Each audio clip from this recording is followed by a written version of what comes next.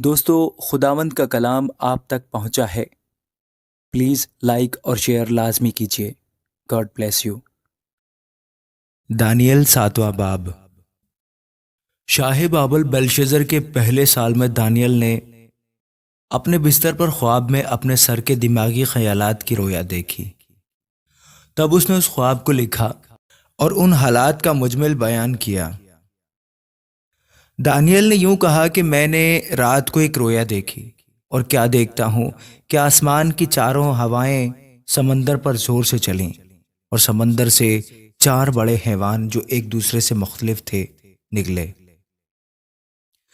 پہلا شیر ببر کی مانند تھا اور عقاب کے سے بازو رکھتا تھا، اور میں دیکھتا رہا جب تک اس کے پر اکھاڑے گئے اور وہ زمین سے اٹھایا گیا اور آدمی کی طرح پاؤں پر کھڑا کیا گیا اور انسان کا دل اسے دیا گیا۔ اور کیا دیکھتا ہوں کہ ایک دوسرا حیوان ریچھ کی مانند ہے، اور وہ ایک طرف سیدھا کھڑا ہوا اور اس کے منہ میں اس کے دانتوں کے درمیان 3 پسلیاں تھیں، اور انہوں نے اسے کہا کہ اٹھ اور کثرت سے گوشت کھا۔ پھر میں نے نظر کی اور کیا دیکھتا ہوں کہ ایک اور حیوان تیندوے کی مانند اٹھا، جس کی پیٹھ پر پرندے کے سے 4 بازو تھے اور اس حیوان کے 4 سر تھے، اور سلطنت اسے دی گئی۔ پھر میں نے رات کو رویا میں دیکھا اور کیا دیکھتا ہوں کہ چوتھا حیوان ہولناک اور ہیبت ناک اور نہایت زبردست ہے، اور اس کے دانت لوہے کے اور بڑے بڑے تھے۔ وہ نکل جاتا تھا اور ٹکڑے ٹکڑے کرتا تھا، اور جو کچھ باقی بچتا اس کو پاؤں سے لتاڑتا تھا، اور یہ ان سب پہلے حیوانوں سے مختلف تھا، اور اس کے 10 سینگ تھے۔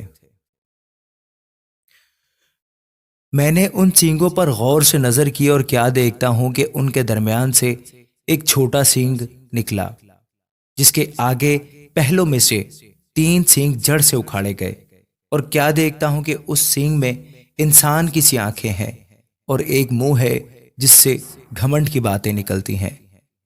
میرے دیکھتے ہوئے تخت لگائے گئے اور قدیم الایام بیٹھ گیا۔ اس کا لباس برف سا سفید تھا اور اس کے سر کے بال خالص اون کی مانند تھے۔ اس کا تخت آگ کے شعلہ کی مانند تھا اور اس کے پہیے جلتی آگ کی مانند تھے۔ اس کے حضور سے ایک آتشی دریا جاری تھا، ہزاروں ہزار اس کی خدمت میں حاضر تھے اور لاکھوں لاکھ اس کے حضور کھڑے تھے۔ عدالت ہو رہی تھی اور کتابیں کھلی تھیں۔ میں دیکھ ہی رہا تھا کہ اس سینگ کی گھمنڈ کی باتوں کی آواز کے سبب سے میرے دیکھتے ہوئے وہ حیوان مارا گیا اور اس کا بدن ہلاک کر کے شعلہ زن آگ میں ڈالا گیا، اور باقی حیوانوں کی سلطنت بھی ان سے لے لی گئی۔ لیکن وہ ایک زمانہ اور ایک دور زندہ رہے۔ میں نے رات کو رویا میں دیکھا اور کیا دیکھتا ہوں کہ ایک شخص آدم زاد کی مانند آسمان کے بادلوں کے ساتھ آیا اور قدیم الایام تک پہنچا۔ وہ اسے اس کے حضور لائے، اور سلطنت اور حشمت اور مملکت اسے دی گئی، تاکہ سب لوگ اور امتیں اور اہل لغت اس کی خدمت گزاری کریں۔ اس کی سلطنت ابدی سلطنت ہے جو جاتی نہ رہے گی، اور اس کی مملکت لازوال ہوگی۔ مجھ دانیل کی روح میرے بدن میں ملول ہوئی، اور میرے دماغ کے خیالات نے مجھے پریشان کر دیا۔ جو میرے نزدیک کھڑے تھے، میں ان میں سے ایک کے پاس گیا اور اس سے ان سب باتوں کی حقیقت دریافت کی۔ پس اس نے مجھے بتایا اور ان باتوں کا مطلب سمجھا دیا۔ یہ 4 بڑے حیوان 4 بادشاہ ہیں جو زمین پر برپا ہوں گے، لیکن حق تعالیٰ کے مقدس لوگ سلطنت لیں گے اور ابد تک، ہاں عبدالآباد تک اس سلطنت کے مالک رہیں گے۔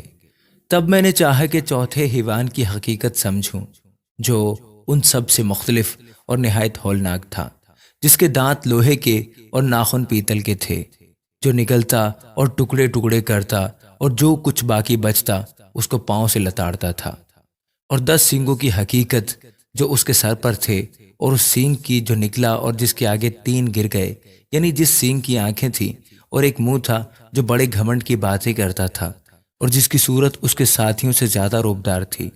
میں نے دیکھا کہ وہی سینگ مقدسوں سے جنگ کرتا اور ان پر غالب آتا ہے۔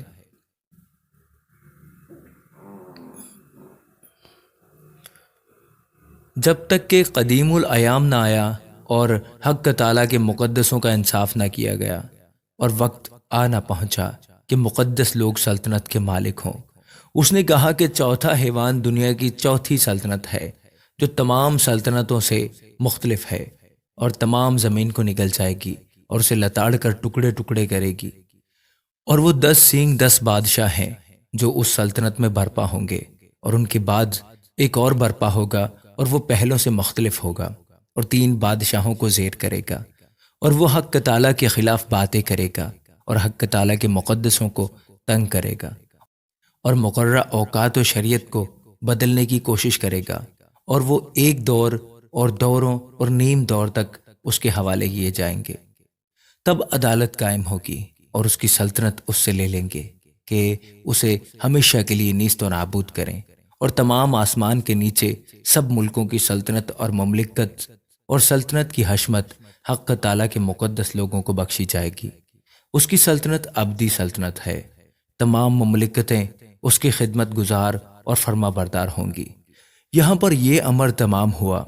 میں دانیل اپنے اندیشوں سے نہایت گھبرایا، اور میرا چہرہ متغیر ہوا، لیکن میں نے یہ بات دل ہی میں رکھی۔